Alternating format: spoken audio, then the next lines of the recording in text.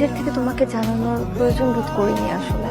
আমি তোমাকে ভালোবাসি, এটা বলতেই কাল আসছিল। তুমি আমাকে পছন্দ করো, রাইট না? কোর্স আই ডু, শুধুমাত্র বন্ধু হিসেবে। হ্যাঁ, এটা সত্যি যে তোমার সাথে আমার মিশতে ভালো লাগে, ঘুরতে ভালো লাগে, কিন্তু শুধুমাত্রই একজন ভালো বন্ধু হিসেবে। আমাদের দুজনের মধ্যকার সম্পর্ক কন্টিনিউ করা সম্ভব শুধুমাত্রই একজন ভালো বন্ধু হিসেবে। সন্ধ্যা হয়ে যাচ্ছে, আজ আমি উঠি, আসি।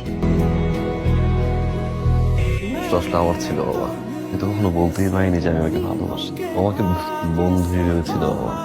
আমি বলি কি বাবা, তুই আরেকবার ওই মেয়েটার কাছে যা, ওকে তোর ভালোবাসার কথাটা আরো ভালো করে ওকে বোঝা। তুই যদি ঠিক মতো বোঝাতে পারিস, আমার বিশ্বাস ওর সিদ্ধান্ত পরিবর্তন করতে পারে। দেখো ঋষাদ, আমি তোমাকে আগেও একবার বোঝানোর চেষ্টা করেছি, এটা সম্ভব না। তুমি প্লিজ একটু বোঝার চেষ্টা করো। মেঘনা, তুমি এখানে? হ্যালো, আমি আছি। ঋষাদ,